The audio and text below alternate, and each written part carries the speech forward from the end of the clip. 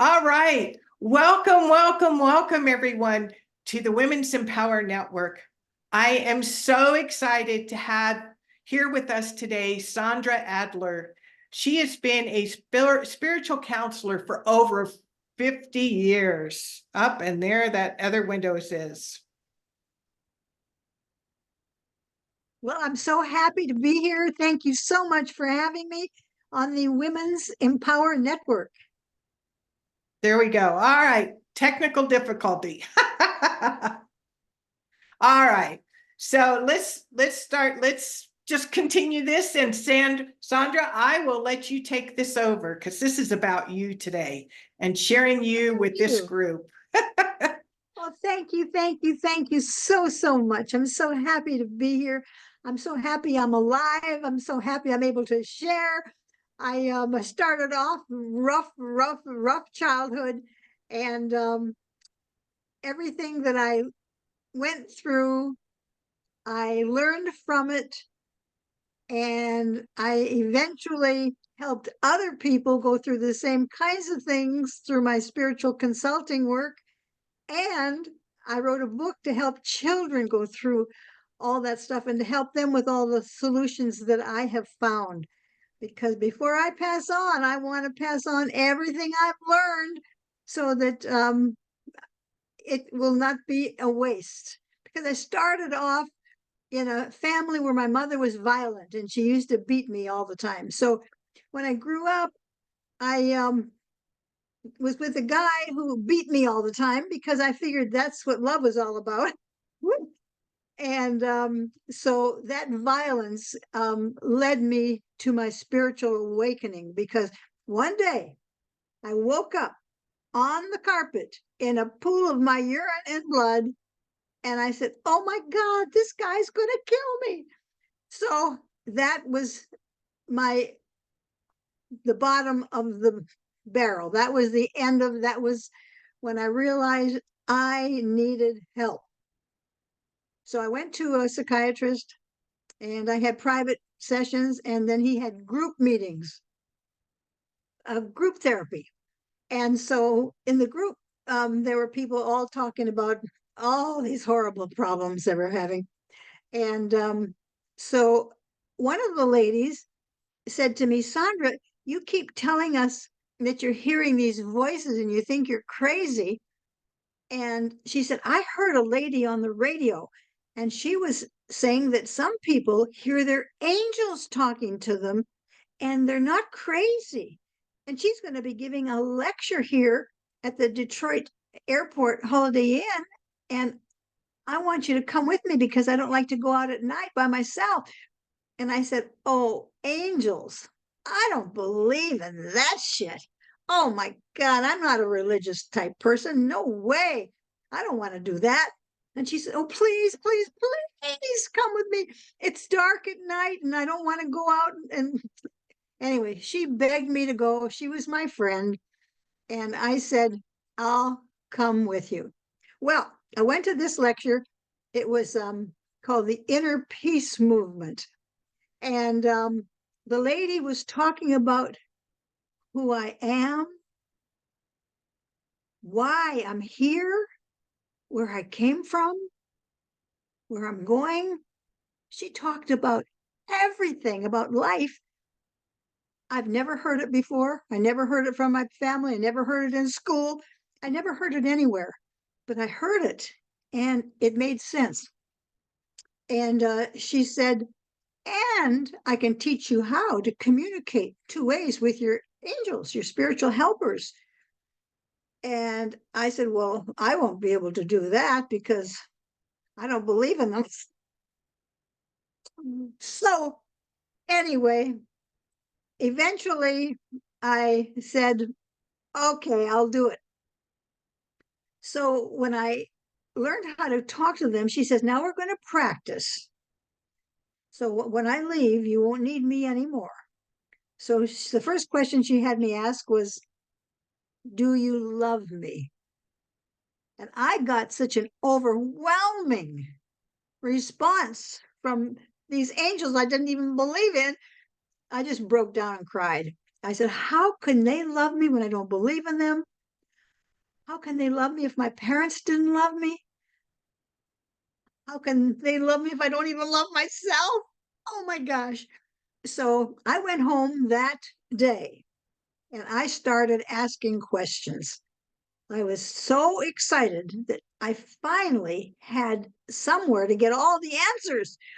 So I asked them, have I ever lived in a physical body before? Have I ever lived in France? Because I like to parlez-vous français. And have I ever this and have I ever that? And they answered all my questions. And they told me how many lifetimes I've lived in a physical body. They told me an answer to every question I ever wondered about. Well, at that point in my life, I was in Ann Arbor, Michigan, at the University of Michigan getting my PhD. And I went to class and I said, "You guys won't believe what I can do.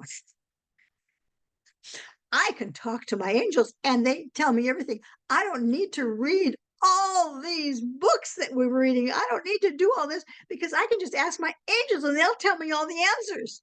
Well, I got a lot of them excited and they wanted to find out about it. So I let them come over to my apartment and I told them all about it. And that was the beginning of my spiritual awakening. And so from there, and I had been teaching school, then I took a sabbatical to get my PhD, then went back to teaching school. And then, of course, when I got my degree in guidance and counseling, I became the school counselor. And then being in a classroom, walking around after school, getting ready for the next day, I said to my angels, "What do I have to do to get out of this prison?" Not that I didn't like the job. I loved my job. I loved the kids, but I was in a small little place and I had a big picture about the world and I needed to expand. So when I got the opportunity to travel around the world and share about all this spiritual stuff, I said, "I'll do it." So I took the opportunity and I've traveled around the world 4 times already from 1980 to 2001, giving lectures and talking about who you are, why you're here, where you came from, where you're going, showing people how to talk to their angels, and doing workshops and seminars and private consultations and earning my living being a tourist. I mean, it was like heaven on earth. My life had totally changed. So then I retired and did spiritual work full time. And then the idea came to me that I've got to pass this on to the young people because working with kids is fantastic. Little kids know everything. They'll tell you stuff that they won't tell anybody. As long as they know you're not going to tell anybody, if they can trust you, they'll tell you everything. And so I would say, because like when the social worker walked into the room one day, the kid said, "Oh, Miss Adler, let's tell Mr. Johnson what we've been talking about." And I said, "Oh, let's not."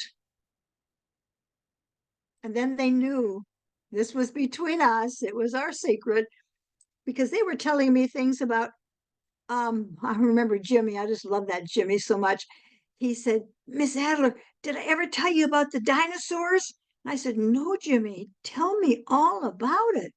So he says, "Well, we used to live in a cave and the dinosaurs would poke their heads in the hole in the door and we would jump on their back and they would take us for a ride."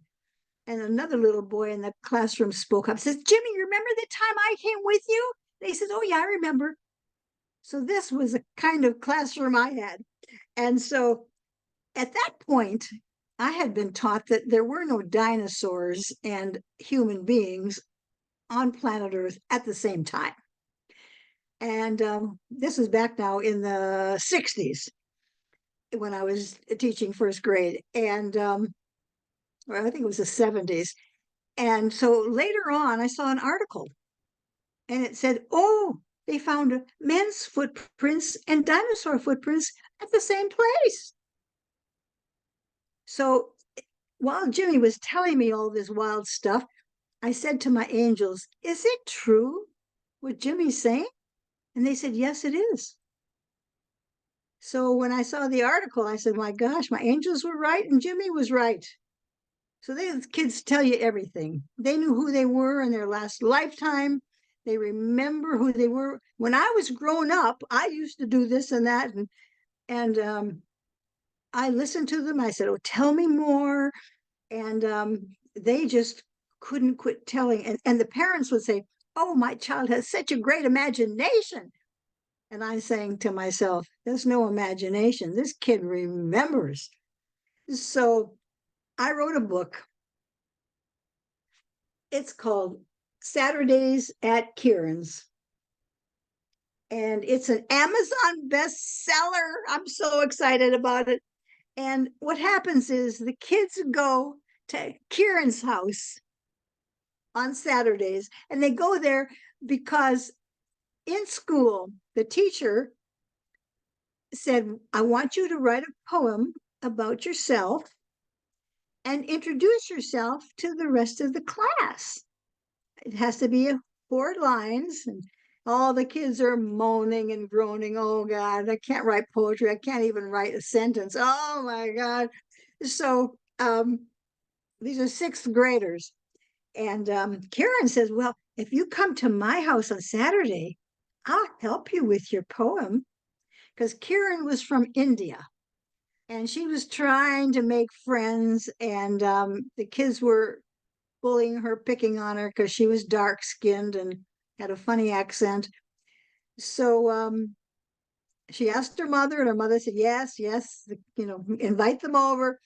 So 10 kids showed up, 2 African American, 2 Latinos, 2 Asian American, 1 Jewish kid, 1 Native American, 1 LGBTQ kid, and 1 bully. They showed up at Kieran's because they needed help writing this poem and they wanted to do a good job, and because they felt safe with Kieran. So what happens at Kieran's house is they talk about what's going on, and they're being bullied and teased. Some of them are thinking about suicide. One of them wants to be in a gang. Talking about alcohol and drugs and low self-esteem, and well, all the issues that kids are facing in our world today. And so Kieran, with her wise old soul energy, shares with them spiritual things, concepts that'll help them with all these problems. So they just love it. So every Saturday they end up at Kieran's and they talk about what's been going on, and she helps them. And so this is the first book. It's called Meeting the Edifiers. Saturdays at Kieran's, Meeting the Edifiers. And I'm writing the second book already, and it's called Saturdays at Kieran's, Becoming Selfless. And in this book, they're learning the spiritual concept of giving without expecting anything in return. No gift, no money, no thank you, no nothing. Just because it feels so good to help somebody. Got the third book already planned, and it's Saturdays at Kieran's, Finding Forgiveness. And in this book, they learn that they're going to forgive their parents for all the stuff that's been done to them, because the parents were doing the very best they knew how. As a matter of fact, everybody on planet Earth, believe it or not, is doing the very best they know how. And as soon as we know better, we do better. But until then, we do the best that we can. So that's good. The third book, and every book I'm writing is has a spiritual message like that, and it's teaching kids how to work together, how to be unifiers instead of dividers, how to love all our differences and love themselves first, of course, and then love everybody. And because they're going to be our leaders. of tomorrow. And if they can do that at a young age, when they grow up, they'll be an example for others. And hopefully we can heal the division that we have in our world today. And that's my goal, is to teach spiritual concepts that will help everybody on planet Earth. And so, since the first book is a bestseller, I'm hoping the second one will be, and so on and so forth. So, I'm in my 80s now, but I'm not ready to pass on yet because I've got books to write. And all the things that I have learned from starting out in a real rough situation, finding help through spiritual enlightenment, and then passing all this on in a child's book, to me is my life purpose. And that's what I want to do. And that's what I'm doing. And I'm busier now than I was when I was working, teaching school and being a school counselor.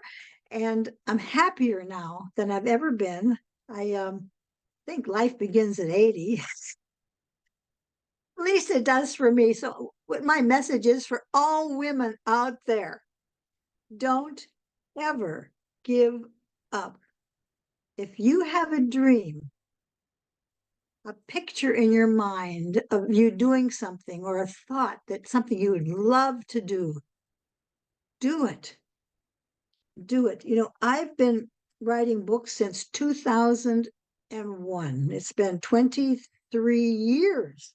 And I finally got one published.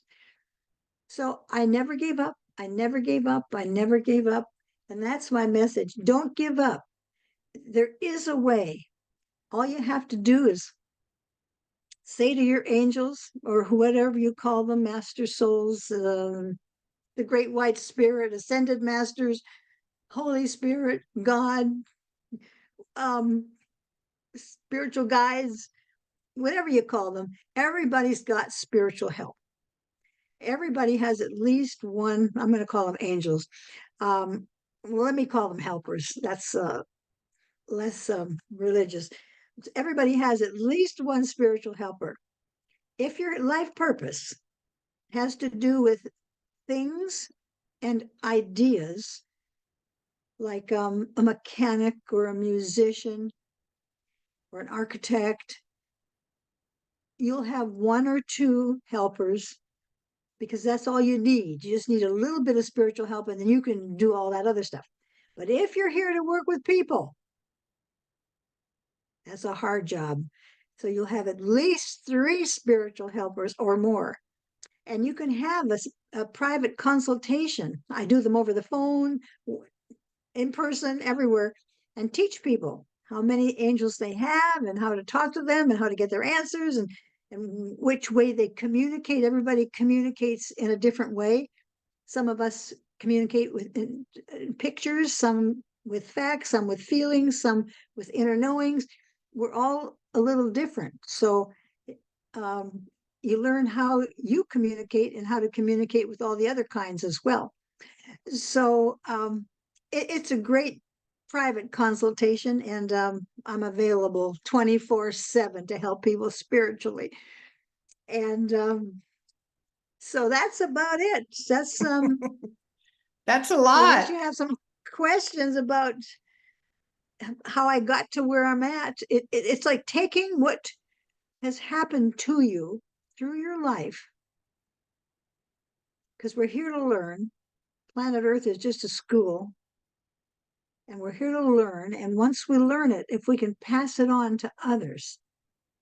So instead of saying, oh, this is a terrible thing that's happening to me, I say, what am I supposed to be learning from this? Why is this happening? What's my lesson here? So if I can focus that way, nothing's bad. It's all exciting and great, and it's happening so that I can learn something, because we're here, all of us, to evolve spiritually. We're to learn and grow and become a better person, to be the best person that we can be. And we all have attracted all these experiences in our lives so that we can learn from them. There's no coincidence, there's no accidents. So if you learn it, then what are you going to do with it? Well, you're going to live a great life, but pass it on. Tell somebody. That's why this Women's Empower Network is so powerful, because all the women can get up here and do a little interview and talk about, what they've been through, and then what did they learn from it. And if they can share that on your network here, they can help everybody else who's going through the same thing. So for me, who's been beat up all my life, not anymore, of course, but I had to learn that that was not what love is. But all these people that are going through that violent situation, and it's mostly women that are being violated, think that that's love, so they stick with it, and until they kill them. I mean, it's and that's not love. And the other important thing that I want to share with women is that whatever you do, your children, grandchildren will copy it. So when you want to help them, never criticize them. And I know it's a hard thing to say to people because everybody's been criticized, and that's why we have all the problems we have. But criticism does not work. All it does is it teaches the kids to be critical. Number one, they're critical of themselves and they start hating themselves. Number two, they're critical of everybody else and they start to be bullies, or the opposite, being bullied. And then when they have their children, they spank them and hit them and violate them. And then they do that to their children. And we have all this violence in our world today. So the big message is to separate the child from his actions. The child, you love the child is perfect just the way he is. It's the most perfect soul in a physical body that there is. But his actions, he might want to consider doing something different next time that might be more beneficial. So you focus on the action and the choices that the child could possibly make that would be different. And so he doesn't think that he's bad. He just thinks that he made a poor choice. And so this is a very, very important message to get across to everybody. And I know we've all been spanked. Most of us have all been hit. And so when I was in the classroom, my first instinct was to raise my hand and slap somebody. And I said, whoops, I can't do that. I'm in a public school. I'm going to get fired. So I had to start rethinking my reaction to somebody says, I'm going to do it. You can't make me. And so I said, well, I'm not going to try to make you. I mean, your parents sent you here for an education. But I had to change myself, because I was taught hitting was the way to go to make somebody do what I wanted them to do. And that's not the answer, because it's just teaching them that hitting is the way, violence is the way. And look at our world today. So, I mean, that's a big, big change of thinking that people need to start doing. And it's never too late. Even if you've been hitting your kid every day for years, it's never too late to change. It's never too late to change. It's never too late to give up on your dreams. It's never too late, because all we have here is time, and making our time worthwhile. That is so beautiful. This whole, I didn't even have to ask any questions because I would think the question and then you would answer it. So I That's love part of being psychic. Yeah. it is. So this has been a beautiful message. You're a beautiful soul.